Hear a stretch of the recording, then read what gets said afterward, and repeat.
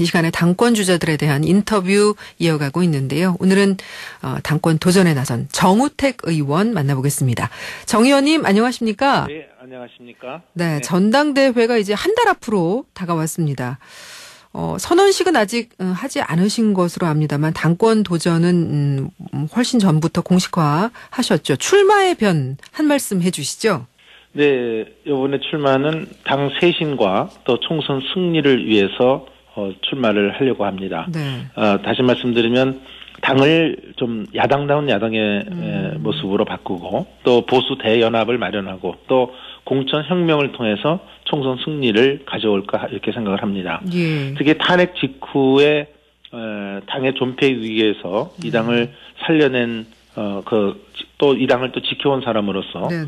또 한편으로는 장관과 도지사 또 국회의원을 한 그 경험과 경륜을 녹여서 아까 말씀드린 당의 쇄신과 총선의 승리를 가져올까 이렇게 생각을 하고 있습니다. 예. 한 가지만 더 말씀드리면 저는 경제 전문가로서 후보 중에 유일한 저는 경제 전문가라고 보고 있습니다. 예. 지금 망가져가는 민생 경제 또 나라 경제를 반드시 살려보겠다 이런 출마의 생각을 갖고 있습니다. 예. 조금 전에 탄핵 이야기하셨는데 탄핵 전국 속에서 황교안 전 총리가 박근혜 정부에서 대통령 직무대행을 할 때 당시에 새누리당 원내대표로 계셨잖아요. 네. 개인적으로도 또 당으로서도 여기저기에서 이제 제기하는 책임론 때문에 그 당시에는 좀 힘든 시기가 아니었을까 싶은데 이제 와서 돌아보면 좀 어떤 생각이 드십니까? 저에 대해서 말씀이죠? 예. 네. 지금 굉장히 그 역사적으로 아픈 순간이었죠.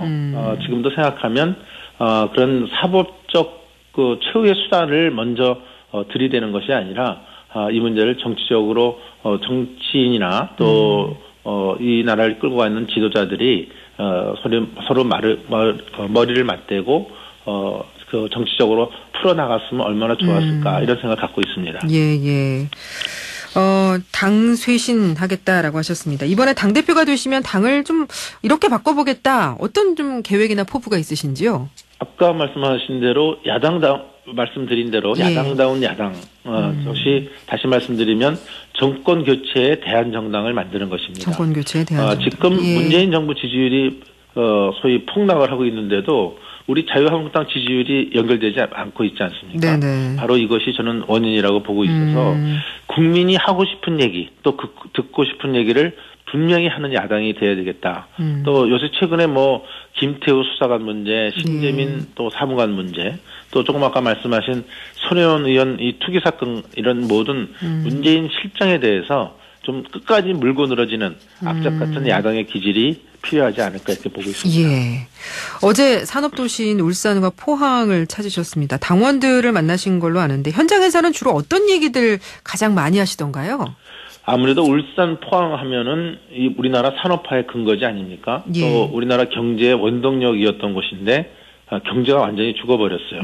이 원인이 저는 문재인발 좌파 포퓰리즘의 폭풍 한설에 의해서 망가졌다. 저는 이렇게 진단을 하고 있습니다. 예. 다시 말씀드리면 우리나라의 경제 심장 울산과 포항이 이렇게 직격탄을 맞은 것은 문재인 정부의 급격한 최저임금 인상, 또 주 52시간 근로 등 독선 독단적인 일방적 정책 때문이다. 이렇게 진단을 하고요. 예. 문재인 정부의 이런 독선 독단을 막아달라는 시민의 목소리가 제일 크게 들려왔다는 말씀을 드립니다. 예. 한편으로는 당내에서는 좀 싸우지 말고 네. 화합 단합해서 문재인 정부에 맞서서 자유한국당이 이 나라를 총체적 난국에서 좀 구해내라 이런 당심이 많이 전달이 돼 왔다 이렇게 말씀을 드립니다. 예.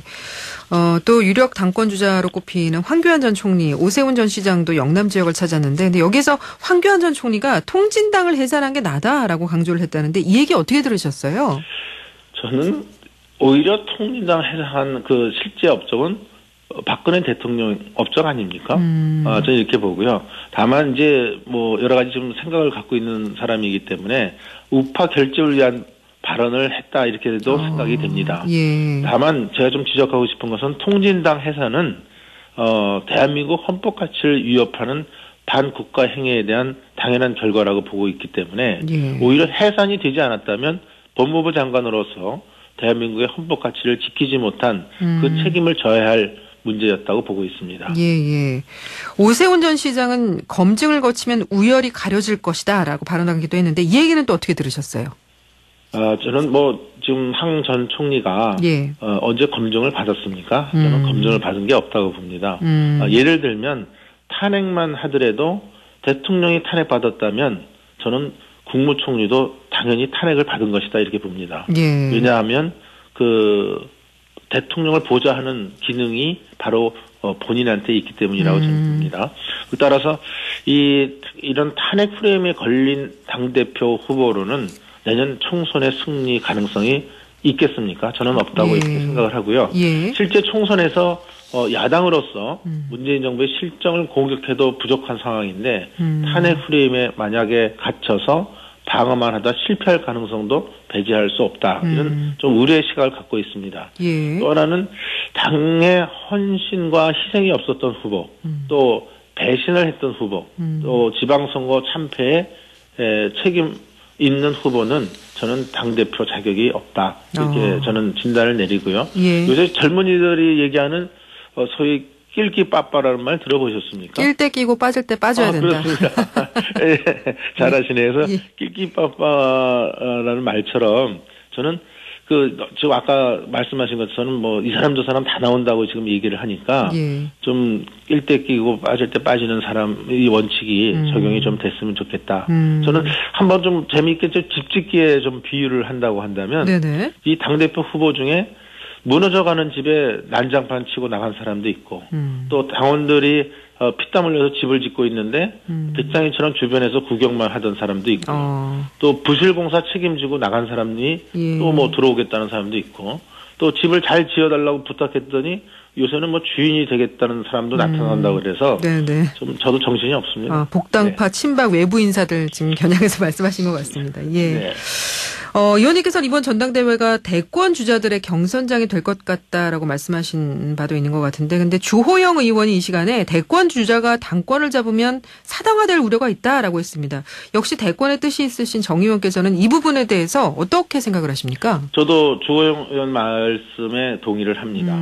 이 당권을 발판 삼아서 대권을 가려는 후보, 이분들은 분명히 당의 분열과 갈등을 일으킬 것으로 저는 보고 있습니다. 예. 왜냐하면 다른 잠룡들이 그 후보를 가만두겠습니까? 반드시 흔들어댈 것이고요. 또 공천 과정에서 자기 사람을 심으려고 할 것이 분명하기 때문에 당의 화합이 아니라 오히려 분열과 갈등이 증폭될 수 있다 이렇게 봅니다. 실제로 과거에 이런 사례가 있었어요. 2015년 2월인가요? 예. 그때 문재인 대통령이 당대표로 당선이 됐었습니다. 예. 근데 그해 12월에 총선을 앞두고서 안철수 의원이 공천 방식에 반발해서 새정치민주연합을 탈당한 적이 있습니다. 예. 다시 말씀드리면 결국 대권 후보 중에 한 명이 당대표가 돼서 총선 공천을 하는 상황에서 결국 분열과 갈등으로 당이 쪼개질 그런 사례도 있었다는 점을 지적하고 싶습니다. 예. 홍준표 전 대표는 출마를 하게 될까요? 어떻게 전망을 좀 하고 계십니까? 글쎄요, 결정은 자기가 본인이 하는 거지만 예. 홍준표 전 대표는 지난 지방선거에 참패 책임을 지고 물러난 사람 아닙니까? 예. 그래서 본인이 물러나서 이번 전당대회를 이렇게 하게 됐는데 본인이 또 나오겠다. 이것은 전 경우에 안 맞는 것이다. 이렇게 보고요. 다시 말씀드리면 전 이번 전당대회도 홍 전 대표의 사퇴로 치러지는 이런 전당대회인데 이번 전당대회를 또 나오겠다는 것은 저는 한마디로 코미디로 보고 있습니다. 근데 차기 대권을 노리는 상황에서 경쟁 상대인 황 전 총리를 좀 흠집을 내기 위해서라도 나오지 않겠느냐 이런 시각도 있거든요. 저는 꼭 예전에 그 말씀을 들으니까 이정미 의원 생각이 나는데 이정미 씨가 누군가 하여튼 박근혜 떨어뜨리기 위해서 나왔다 이런 얘기를 하는 사람이 있었어요 누군가. 근데 요번에도 본인이 이 당을 어떻게 하겠다는 그 의지와 노력과 비전을 제시하는 것이 필요한 것이지 내가 무슨 황 누구를 디스하겠다 이러기 위해서 나온다 이거는 저는 전객이 유도된 거다. 이렇게 생각을 합니다. 예. 당대표 후보로 거론돼 왔던 김태호 전 경남지사는 이제 불출마를 선언했는데 지금 대략 10명 정도의 후보들이 거론되고 있는데 앞으로 이 후보군들이 어떤 모습으로 정리가 될 것으로 예상을 하세요? 저는 이번에 지도체제가 그 단일 지도체제로 설정이 됐기 때문에 네. 당 대표와 최고위원을 별도로 뽑지 않습니까? 예. 따라서 최고위원에 뭐라 그럴까 좀 자신이 없다 그럴까 아니면 나는 최고위원으로 그런 사람은 대표로 가서 자신이 없는 사람은 최고위원으로 돌을 것이기 때문에 지금 그 거론되는 인원이 전부 대표로 등록하지는 않을 거다 이렇게 보고요. 예. 만약 대표 인원이 지금 전당대회 룰이 결정이 안 됐지만 많은 사람이 대표로 후보로 등록하게 되면 아마 컷오프가 있지 않을까 이렇게 생각합니다. 예, 알겠습니다. 이 얘기도 좀 해봤으면 합니다. 어제 이제 손혜원 의원이 목포에서 기자회견을 가졌는데 당초에 예고했던 그 반전의 빅카드를 제시하는 대신 기부를 하겠다라고 발표를 했는데요. 재단과 관련된 모든 것을 국가에 귀속시키겠다라고 했죠. 어떻게 보셨습니까? 기부는 나중에 문제고 예. 제가 보기에는 이 문제는 권력을 이용해서 사익을 추구한 대표적인 권력형 게이트입니다. 따라서 이 조사가 먼저 이루어져야 됩니다. 잘 아시다시피 현재까지 밝혀진 내용만 봐도 조카, 남편 회사 등 지인 명의로 목포에 구입한 건물이 20채나 되지 않습니까? 예. 또 목포 문화재 거리 지정에 상임위 위원으로 압력을 행사한 정황이 지금 밝혀지고 있습니다.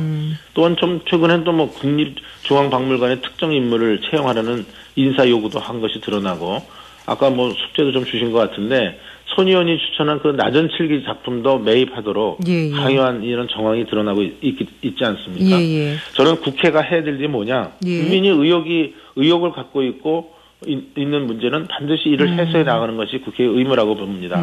그런 점에서 정부 여당이 이런 진실을 은폐하려고 하는 것은 또 정치 공세로 몰아가는 것은 어불성설이고 반드시 저는 국정조사를 통해서 이 관련 의혹을 명명백백히 밝혀야 된다. 이런 주장을 하고 있습니다. 그 손의원을 둘러싼 논란이 뭐 투기와 같은 단순 사실관계를 넘어서서 국회 이제 문체위 간사와 김정숙 여사의 친분을 남용한 게 아니냐. 심지어 이제 문재인 정권의 최순실이라는 말까지 나오는데 이건 좀 너무 지나친 비유가 아니냐라는 의견도 있는데 이 부분은 어떻게 보십니까? 그런 의혹을 분명히 살 그게 아니겠습니까? 무슨 어느 여고에 그 동기동창이라는 말도 있고 이 손혜원 의원이 이렇게 소위 막무가내식으로 심지어 뭐 보훈처장까지 방에 불러서 뭐를 했다는 말까지 있는 거 보면 그런 뒷 배경이 없이는 저렇게 할 수가 없다. 이런 의혹을 받을 수 있기 때문에 이런 지금 의혹을 분명히 우리 국회가 밝혀야 된다. 그래서 국정조사나 또 한편 나가서 특검까지도 이것을 실행해야 된다. 저는 이렇게 보고 있습니다. 지금 손혜원 의원이 탈당을 했습니다만은 여당이 국정조사나 특검을 받아들일까요? 어떻게 보세요? 아까 말씀드린 대로 지금 여당은 이것을 정치 공세라는 말로 진실을 은폐하려고 지금 하고 있습니다. 이것은 저는 어불성설이라고 보기 때문에 여당은 그렇게 나올 게 분명하지만 우리는 또 끝까지 물고 늘어져야 된다. 아까 야당다운 야당의 기질을 보여야 된다 말씀드린 것처럼 그렇게 생각을 합니다. 또 탈당으로 소위 꼬리 자르기 하는 이런 형태의 모습이 지금 눈에 선하게 보이기 때문에 정부 여당이 이런 짓 하면 안 된다. 저는 이렇게 봅니다. 근데 지난번에 이제 조국 민정수석을 불러서 운영위 열었었을 때요. 그때 국회가 이제 언론 보도만 되풀이했다 뭐 이런 사실 시각도 있었는데 이렇게 언론 보도로만 되풀이한 정치 공세로는 손혜원 의혹에 대한 진상 조사가 제대로 되겠느냐는 우려도 있거든요. 네. 그러니까 일단 왜 그 당시에 또 그 문제는 또 우리 당이 조금 더 전투력을 발휘하지 못한 데에 대한 아쉬움이 있긴 하지만 또 그쪽 상대방 쪽에서는 무슨 자료를 제대로 제시하지 않아요. 그러니까 자료를 안 내놓기 때문에 그 어떤 사실을 확인하는데 좀 한계가 있었다는 것은 사실입니다. 그렇기 때문에 언론 내용을 되풀이할 수밖에 없었다 이런 말씀을 하나 좀 드리고 싶고요. 이번에도 그렇게 국정조사를 해서 그 진실이 밝혀지는데 국민이 미흡하다고 한다면 저는 특검을 반드시 해야 되겠다 이렇게 생각을 합니다. 어제 양승태 전 대법원장은 결국 이제 구속영장이 발부돼 법정 구속됐습니다. 이 부분은 어떻게 보셨어요?